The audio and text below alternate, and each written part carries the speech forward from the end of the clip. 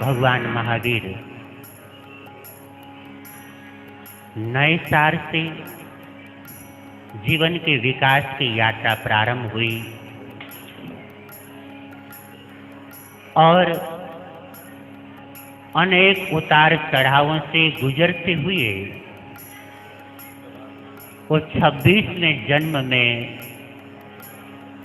10वें देवलोक के इंद्र के रूप में अवस्थित हुए।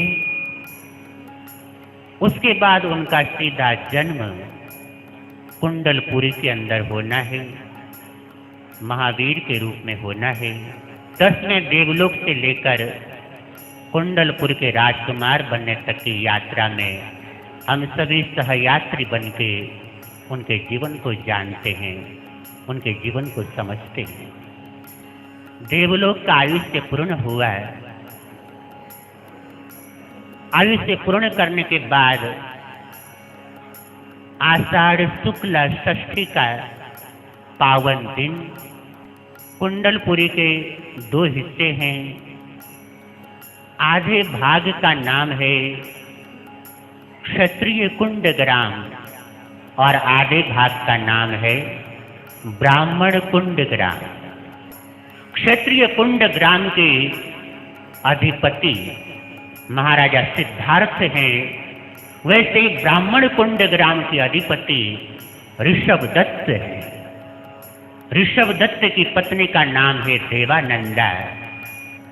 आषाढ़ शुक्ला षष्ठी का पावन दिवस 10वें देवलोक से वो नए साल से यात्रा करते करते पहुंचा हुआ वो पावन जीव, वो पवित्र आत्मा, तपस्या से तपी हुई हुआ आत्मा सीधा 10वें देवलोक से निकलकर माता देवानंदा की कुक्षी में प्रवेश कर जाती है।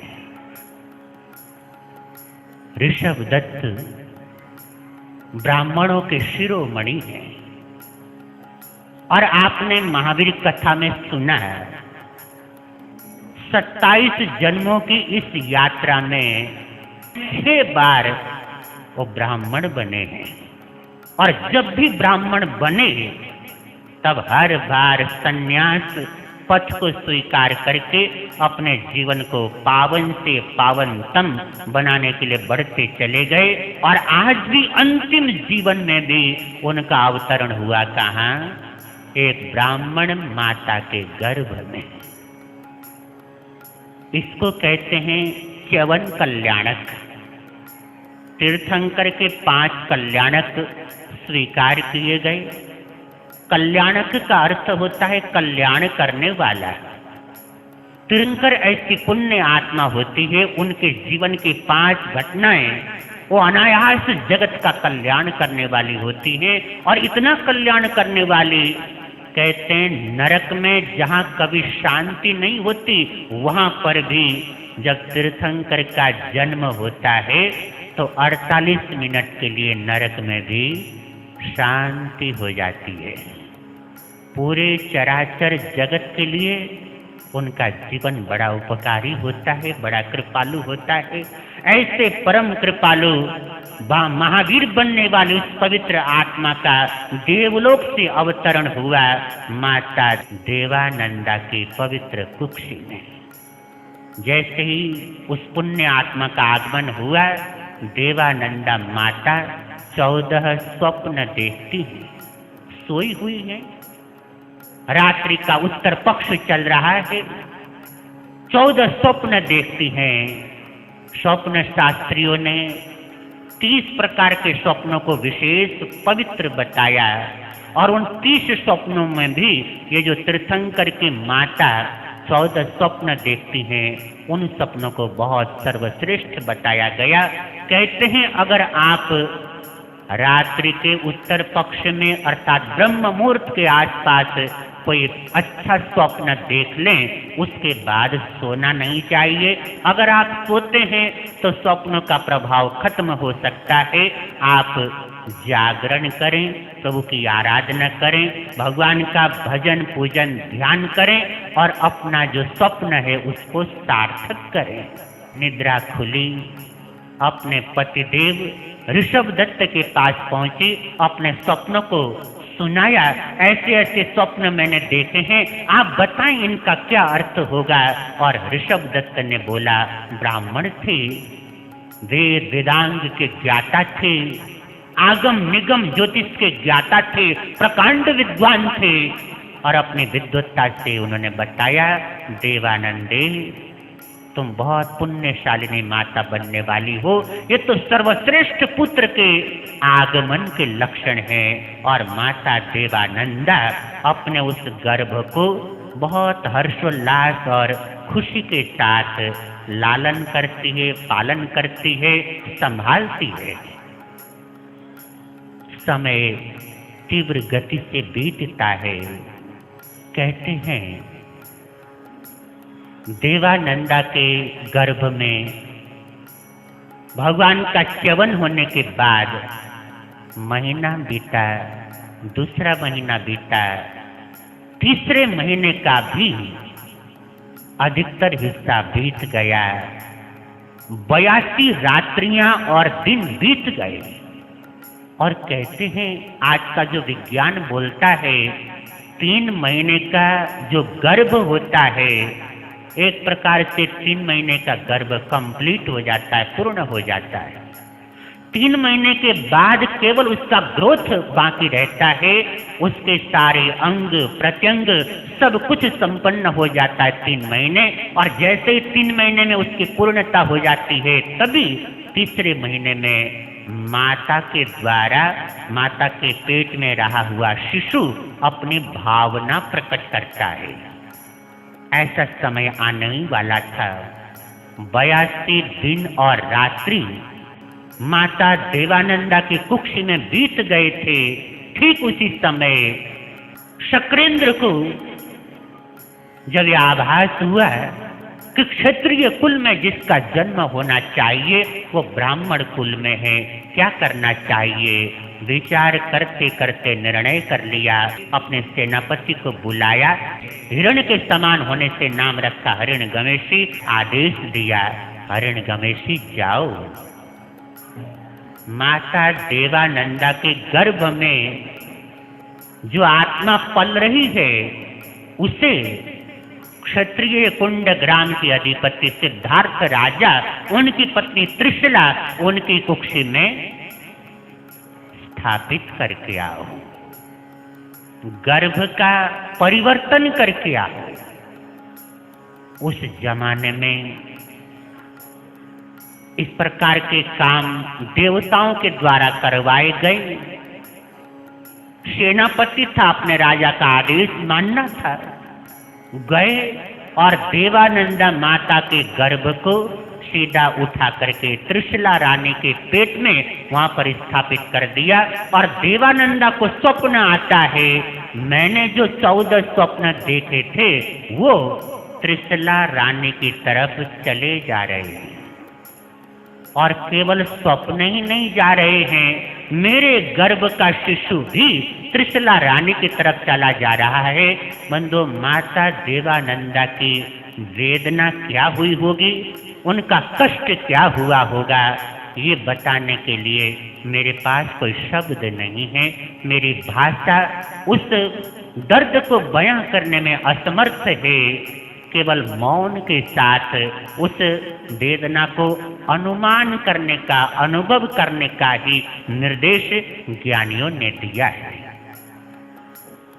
जैसे ही माता त्रिशला के गर्भ में उस जीव का परिवर्तन हुआ, वैसे ही माता त्रिशला ने भी वो 14 स्वप्न देखे, राजा सिद्धार्थ को बताया।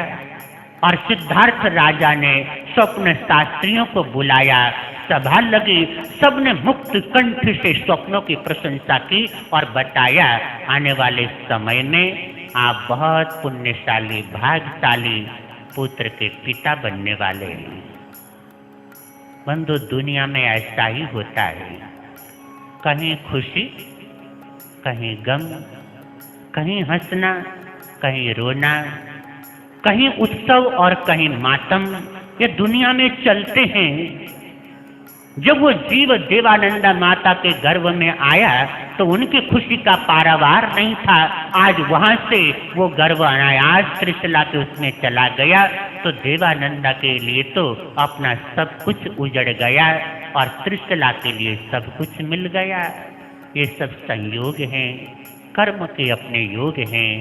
कहाँ किसके साथ कैसा कर्म संयोग बन जाए हम नहीं जान सकते। इसलिए महापुरुषों ने कहा जीवन में प्रत्येक क्षण सावधान रहो और कभी भी ऐसा ख्याल मत लाओ मन में जो बुरे कर्म का बीज तुम्हारे जीवन में बोए। हमारे विचार ही कर्मों को बोते हैं। अगर आदमी अपने मन को संभाले, अपने विचारों को संभाले तो बुरे कर्मों से बच सकता है। और खुशियों का समय कितनी जल्दी बीत जाता है मालूम भी नहीं पड़ता। समय बीत रहा था, रोज मंगल गीत गाए जाते थे, रोज उत्सव मनाया जाता था और ऐसा करते करते एक दिन ऐसी ही सभा चल रही थी, गीत चल रहे थे, संगीत बज रहे थे, नृत्य हो रहा था। माता त्रिशला सिंहासन पर बैठी हुई थी। उनकी सुरक्षा का पूरा इंतजाम किया गया था।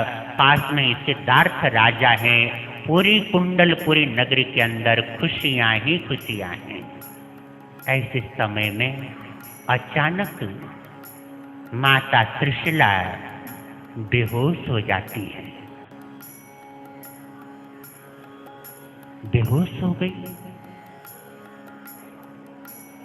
मंगल गीत बंद हो गए, नृत्य बंद हो गया। एक आशंका सबके भीतर पैदा हुई, ये क्या हुआ? अचानक बेहोश होकर के गिर गई। क्यों बेहोश हुई? उनके गर्भ में रहा हुआ वो शिशु वो देख रहा है। क्या देखता है और शिशु क्या करता है और किसी को नहीं पता माता बेहोश क्यों हुई, लेकिन गर्भ में रहा हुआ शिशु उसको सब पता है। बात ऐसे बनती है, गर्भ जैसे जैसे बड़ा होता है उन्होंने देखा मैं अपने हाथ पांव हिलाता हूं तो माता को कष्ट होता है, उनको पीड़ा पहुंचती है। तो मैं ऐसा काम करूं कि माता को पीड़ा न पहुंचे। मैं अपने हाथ पांव संकुचित कर लेता हूं, न हाथ हिलाऊंगा न पांव हिलाऊंगा, न अपने शरीर का कोई संचालन करूंगा, चुपचाप पड़ा रहूंगा तो माता को कष्ट, वो भीतर का शिशु माता को कष्ट न हो, इसलिए अपने अंगों पांगों को संकोच करके शांत करके भीतर में गुमसुम से पड़े हैं। और जैसे ही माता त्रिशला को ये आशंका हुई मेरे पेट में कोई हलचल नहीं हो रही है, कोई संचालन नहीं हो रहा है, अरे मेरे पेट का शिशु कहीं, बस इतना ही सोच सकी माता की ममता है और वो भीतर की पीड़ा कहीं मेरे पेट का शिशु नष्ट न हो जाए, खत्म न हो जाए, कहीं वो इधर उधर न हो जाए, कोई अनहोनी न हो जाए। इस आशंका से माता त्रिशला को इतनी पीड़ा हुई कि वहीं पर बैठी बैठी बेहोश हो गई।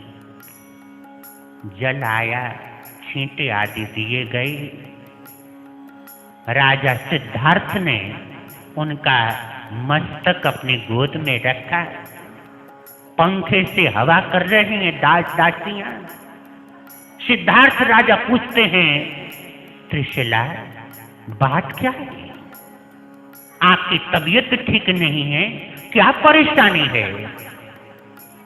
त्रिशला की आंखों में आंसू है। नाथ लगता है मेरा शिशु।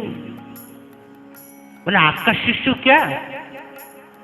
माता त्रिशला की आंखों में आंसू हैं।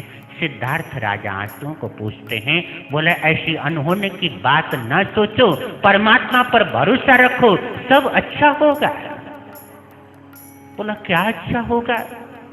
मैं देख रही हूं मेरे पेट में कोई हलचल नहीं, न हिलना न डुलना, बिल्कुल निश्चित ऐसा लगता है जैसे मेरे पेट का शिशु है ही नहीं। और पेट में रहा हुआ शिशु जब उसने इस दृश्य को देखा, अपने अंतर ज्ञान से, अंतर चक्षु से बोले, ओ हो, ये तो काम ही उल्टा हो गया।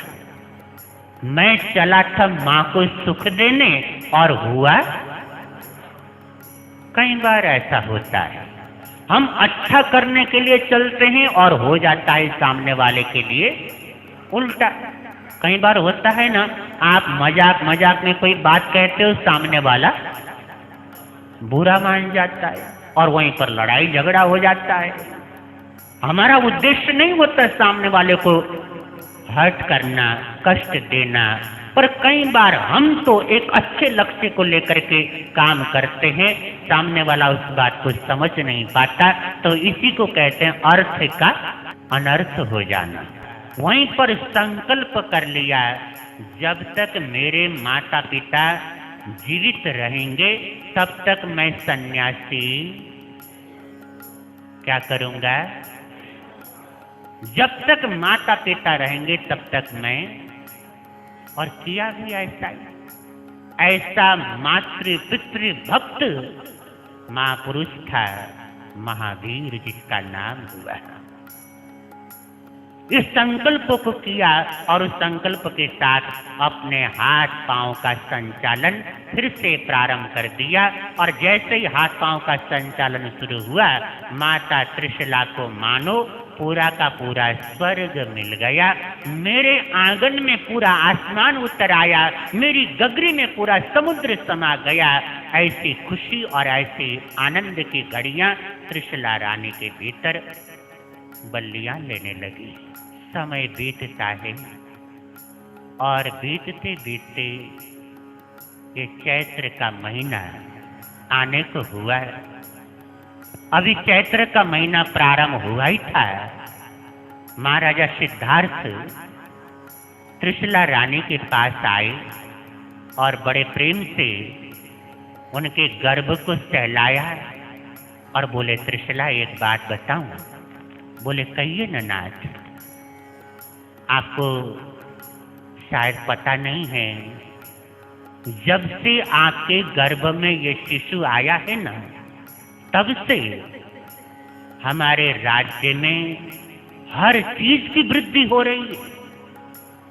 मेरा राज्य विस्तार अपने आप होता जाता है, सेना की बढ़ोतरी हो रही है, खजाने में धन बढ़ता जा रहा है। और मैं देख रहा हूँ हमारे राज परिवार में सुख शांति प्रेम प्यार जब से ये जीव आया है तब से बढ़ता जा रहा है, बढ़ता जा रहा है, हमेशा बढ़ता ही जा रहा है।